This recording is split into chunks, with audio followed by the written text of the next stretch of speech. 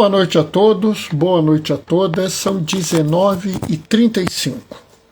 Vamos nos lembrar, se o pobre não tem, Deus não permanece. Pessoal, a gente planeja e as coisas às vezes não surgem como previsto. Eu tinha planos de fazer homilias na segunda e na terça, mas surgiram imprevistos, né? Segunda-feira, por necessidades pastorais, eu dei atenção a duas pessoas no hospital, né? E aí já viu, né? Oi, Gracinha, boa noite, paz e bem. Acabou que eu estava vindo para cá, ainda pegamos um problema na entrada da rua. Aí já viu, né?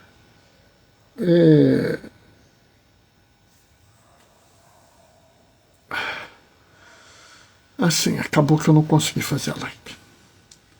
Terça-feira foi ontem, eu não fiz a live porque precisou que eu fizesse a preparação para o batismo na minha paróquia.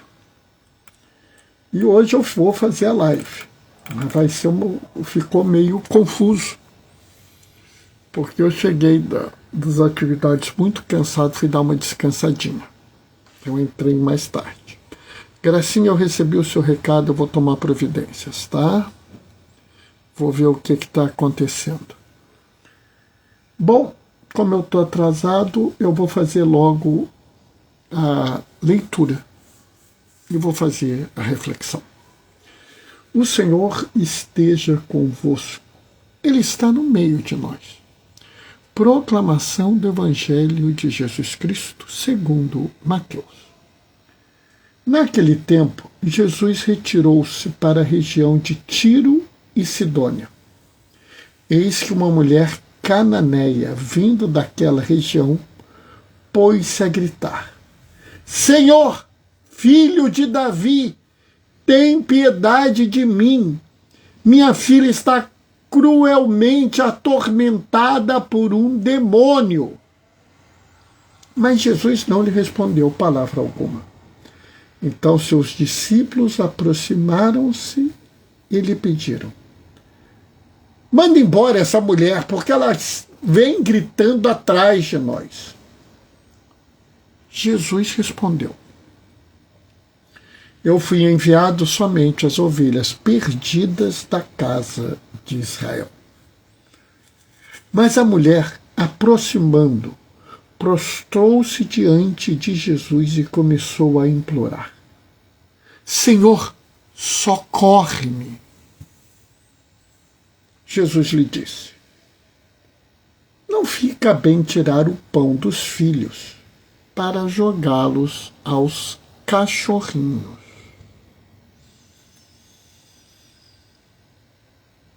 E a mulher insistiu: é verdade, Senhor. Mas os cachorrinhos também comem migalhas que caem da mesa de seus donos. Diante disso, Jesus lhe disse: mulher, grande é tua fé. Seja feito como tu queres. E desde aquele momento, sua filha ficou curada. Palavra da salvação. Enquanto eu estava lendo, a Marli entrou. Boa noite, Marli. Paz e bem. Essa passagem é uma passagem muito significativa. E é interessante porque ela tem algumas camadas de significado, ela tem alguns núcleos de significado, e que eu acho que a gente devia pensar com cuidado. E eu vou trazer aqui uma coisa que me impressiona nessa leitura. Porque Jesus está na região de Tiro e Sidônia, que é uma região de pagão. Lá quase não tem judeu.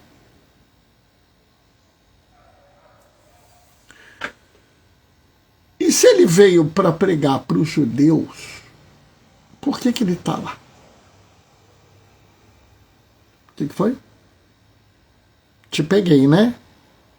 É normal. É normal porque a gente comete um grande erro quando a gente faz a leitura da Bíblia. E observa que eu estou falando a gente. Eu não estou falando vocês, eu estou falando a gente, ou seja, eu estou me incluindo nesta categoria de pessoas que fazem um grande erro. E eu digo para vocês que eu tenho que prestar atenção para não cometer esse erro. Quando eu ouço Israel aqui, eu antigamente olhava e falava, mas qual é a questão com Israel? O que aquele país tem a ver com isso? E à medida que eu fui me tornando mais íntimo da leitura, do entendimento da Bíblia, eu vi que eu estava marcando uma bobeira. Por quê? Porque Israel, enquanto país, só existe a partir de 1940 e tal. Ele não existe antes disso. Bernardo, mas Israel está na Bíblia. Luizinho, fica quieto aí. É o Luizinho literal que está gritando aqui. Ele está gritando isso aqui porque ele não entendeu a Bíblia. E sabe, quando eu falo na live é para dar a vocês a compreensão da Bíblia. Então eu preciso explicar isso para vocês. Israel não é um país, é um povo. E enquanto povo, ele não tem limite geográfico. Israel, que existia ali, não é um lugar que tem uma fronteira. Tanto que o próprio texto aqui fala, Jesus retirou-se para a região de Tiro e Sidônia, ou seja, cidades. Fala-se em Jerusalém, Belém, Betânia, Cafarnaum, ou seja, fala-se de cidades. A região de Judá, a região de Israel, a região da Samaria. E essas regiões são caracterizadas por seus povos, os samaritanos, os judeus, os gentios e suas religiões. E isso é importante por quê? Porque quando Jesus fala, eu fui enviado somente às ovelhas perdidas da casa de Israel, ele não está falando de um povo, de uma religião, muito menos de um lugar geográfico. Ele não está falando do povo judeu. Ele não está falando da religião judaica. Ele não está falando do país Israel. Ele está falando de um povo que está se moldando e continua se moldando. Sabe, pessoal, a gente tem que tomar cuidado porque a gente não pode se deixar influenciar pela visão que a gente vê às vezes em filmes. Se você pensar bem, o povo que saiu do Egito e foi para Israel não era um povo enorme, era um povo pequeno, era pouca gente. E no caminho, ele se juntou com outros povos. Na verdade, não saíram só judeus do Egito saíram outros povos escravizados. E foram para uma região onde se encontraram com outros povos. É essencial a gente entender que a casa de Israel vai se criando, ao ponto que Paulo fala, o novo Israel de Deus. E esse povo, ele não acabou na Bíblia. Esse povo não é assim, quem é descendente daqueles que terminaram ali são o povo de Deus. Não. O povo de Deus continua se moldando. Seja com as pessoas que se tornam cristãos, sejam com os cristãos que nascem, sejam com aqueles que se aproximam dos cristãos. Porque não é a fé que eu professo, é a vida que eu levo. E aí a gente pode ver que tem algumas coisas aqui que me chamam muita atenção. Jesus, ele tem um especial carinho com as pessoas que sofrem. Domingo agora, na multiplicação dos pães, eles falam assim, ele teve compaixão. Mas se você for ver a palavra grega que foi usada, é uma palavra dura. Ele teve dor nas vísceras. Você já teve aquela dor na barriga? Aquela dor na barriga tão intensa que você chega a se dobrar assim? Já teve? Já viu uma pessoa com apendicite ou com úlcera perfurada ou com nó nas tripas que chega a se dobrar de dor? Isso é a dor nas vísceras. Essa foi a sensação de Jesus frente àquela humanidade, aquele grupo de pessoas que estavam diante dele.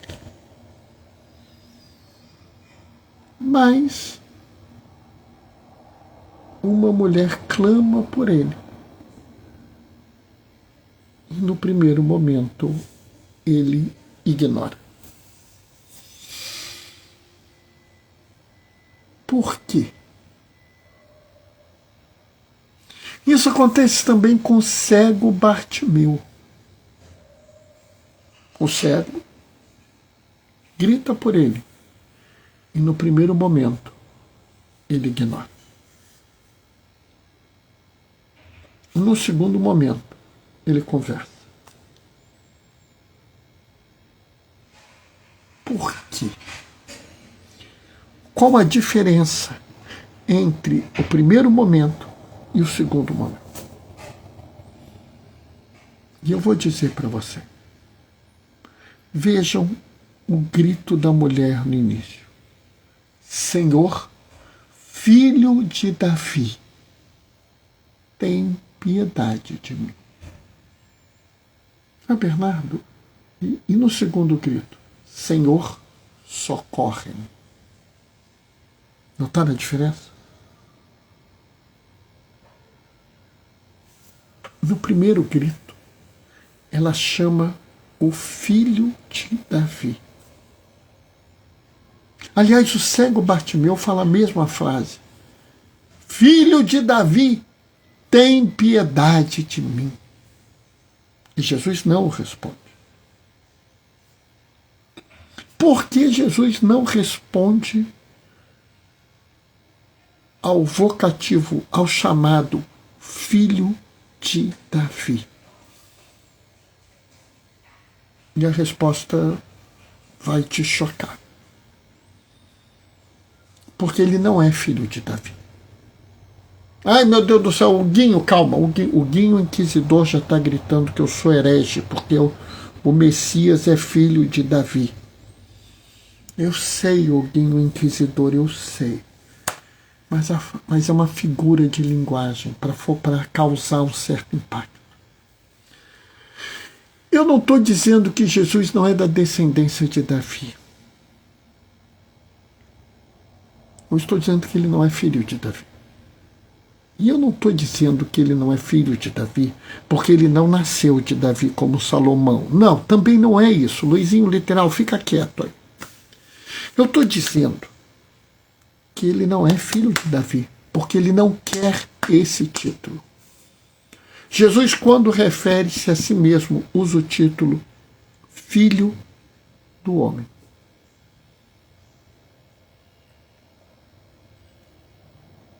Isso me chama a atenção. Primeiro, porque Filho do Homem é o título que está na profecia de Daniel. E a profecia de Daniel é a profecia do povo da resistência, do povo que vai além, que enfrenta a opressão.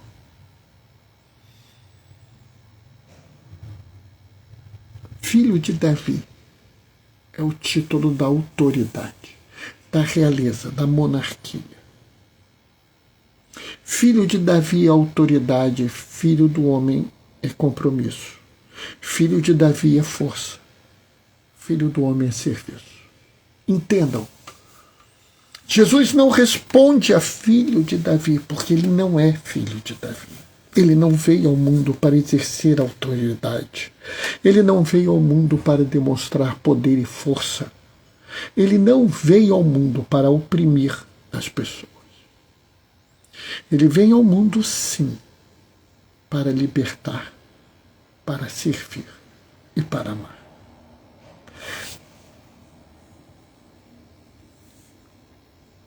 Por isso, Jesus não costuma responder ao título Filho de Davi, porque ele quer nos ensinar que filho de Davi não é o caminho de quem segue a Jesus. Sabe, às vezes eu fico olhando como nós, membros do clero, temos dificuldade com isso. Eu sou o diácono Bernardo.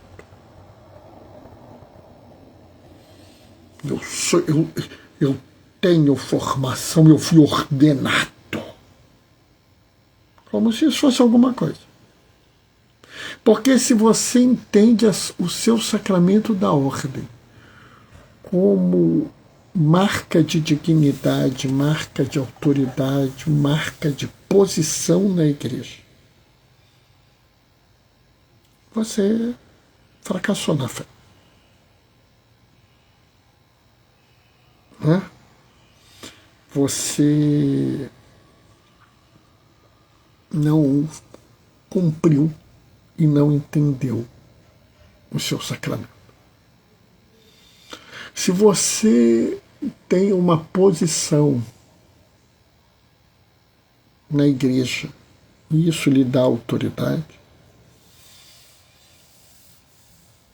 você fracassou. Não, e às vezes as pessoas usam palavras quase como palavras vazias. Eu estou coordenador, para dizer que pode não estar daqui a pouco, mas exerce a coordenação com a mesma rigidez que Pôncio Pilatos e com a mesma crueldade que Herodes. Você continua filho de Davi. Você não continua, você não se tornou filho do homem. E sabe, tá bom, não tem problema não. Dá para mudar. A beleza da vida da gente é que a gente pode mudar. A beleza de nós enquanto pessoas é que nós podemos mudar. Outro dia eu conversando com a minha esposa no Café Camponês, lá no Raízes, no núcleo do MPA, eu virei para o mozinho e falei assim: mozinho, o pecado de Adão e o pecado de Lúcifer são iguais. Os dois pecaram porque desejaram poder. A diferença é que para Lúcifer não existe a possibilidade do perdão. E para nós, filhos de Adão, existe a possibilidade do perdão. E ela olhou assim: por que, mozão? Porque nós podemos mudar. Porque nós podemos reconhecer os nossos erros e mudar a nossa vida. Sabe, a beleza da gente é que a gente pode mudar. A gente pode mudar de postura, de compreensão, de ação, e mudar a cabeça da gente. É tão belo quando você raciocina isso, que você pode mudar. E tem mais uma coisinha que vem logo em seguida. Quando Jesus fala, eu fui enviado somente para as ovelhas perdidas da casa de Israel, ele não está falando para os judeus. Mas o diálogo que se segue é assustador. Senhor, socorre-me, Jesus diz. Não fica bem tirar o pão dos filhos para jogá-lo aos cachorrinhos. E essa frase, ela é dura. Ouvir essa frase nos assusta. E eu até quero algum dia parar e tentar descobrir os termos gregos. Porque é verdade que o povo judeu despreza o povo cananeu. A religião judaica despreza aqueles que são da religião cananeia. Então, não era nenhum absurdo um judeu se referir a uma pessoa da Cananeia como cão. Cão, seu cão. Um termo rude e vulgar, um termo agressivo, um termo xenófobo, um termo de preconceito e desprezo. Então aqui a gente vê que se Jesus falasse isso, ele seria aceito pelas pessoas. Como, aliás, os discípulos se manifestaram: Senhor, manda essa mulher embora porque está atrapalhando a gente. Como os discípulos fizeram com o cego Bartimeu: se cala, porque o mestre quer falar. É fácil silenciar uma pessoa vulnerável. É fácil silenciar e apagar a imagem de uma pessoa excluída, uma pessoa da periferia existencial ou da periferia social. É fácil. E muitos querem fazer isso. E eles devem ter ficado radiantes com a resposta de Jesus. Mas se você olhar bem, Jesus faz uma fala diferente. Jesus não fala: não fica bem tirar o pão dos filhos para jogá-los aos cães. Ele fala aos cachorrinhos. Sabe, aqui eu acho que Jesus preparou uma. Usando as linguagens de hoje, Jesus levantou a bola para a Cananeia cortar. Ele não usa o termo preconceituoso, o termo xenófobo, o termo excludente de cão. Ele usa um termo afetivo: cachorrinho. Sabe, quando eu leio cachorrinho aqui, me vem a ideia daqueles cãezinhos que a gente tem em casa. Né? Aqueles cãezinhos de companhia. Aqueles animaizinhos de estimação tão queridos pelas pessoas. Não fica bem tirar o pão dos filhos para jogá-los aos cachorros. Essa frase está certa. Você não vai deixar de alimentar uma criança para alimentar um cão. Entende? Pegou? É por isso que ela responde: é verdade, Senhor. Porque os cananeus também têm cachorrinhos. E ela concorda. Mas ela aproveitou.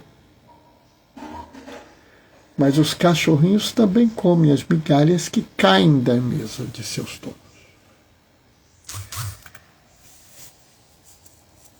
Jesus falou: olha, eu vim para cuidar das ovelhas perdidas da casa de Israel. Ele não disse do país, ele disse do povo. E esse povo não é uma região geográfica, não é um direito de nascença, é uma escolha de vida. Ser povo de Jesus, ser da casa de Israel, não tem nada a ver com a sua descendência ou o local onde você nasce. Tem a ver com o seu compromisso de vida. Tem a ver como você enxerga o mundo e as pessoas. Tem a ver com aquilo aonde o que você valoriza, aonde você depositou o seu tesouro. Lá, naquele local que você depositou, a traça não pode comer. Então ela diz: eu aceito até a migalha. Porque, na verdade, a graça divina é tão imensa que você aceita uma migalha. Se você é discípulo do Filho do Homem, você sabe que não vai ter glória. Você sabe que não vai ter sucesso, fama, dinheiro. Você só terá as migalhas. E elas nos bastam. Nós não precisamos de roupas chiques. Não precisamos de bens valiosos. Não precisamos de posições. Nos dá as migalhas, Senhor. Nos dá aquilo que cai do prato dos poderosos. Mas que nós estejamos com os que sofrem. Que nós estejamos com os excluídos. Que nós caminhamos juntos com os perseguidos, os marginalizados. Porque é lá que o Senhor está. É lá que se forma o verdadeiro Israel de Deus. É lá onde nós vamos encontrar a mulher cananeia, a sua filha, o cego Bartimeu, os 5.000 homens e as não sei mais quantas mulheres e crianças que testemunharam a multiplicação dos pães. Aqueles primeiros diáconos, as primeiras diaconisas, o povo socorrido por ele. É lá. Lá naquele lugar que veremos tudo isso. E é lá que vale a pena estar. Amém? 8h05. Amanhã não sei o que vai ser, porque tem o lançamento de um livro que eu estou muito interessado em ir. Então não sei o que eu vou fazer. Sexta-feira é Círculo Bíblico. Então, provavelmente só tem live sábado agora, tá? Mas eu vou me despedir deixando a minha bênção. O Senhor esteja convosco, Ele está no meio de nós. Por intercessão de Damião de Molokai, desça sobre vós e permaneça para sempre. A bênção do Deus Todo-Poderoso no amor, aquele que é Pai, Filho e Espírito Santo. A gente se vê sábado mais tardar. Até Até lá. Beijos e bênçãos. Tchau, tchau, pessoal.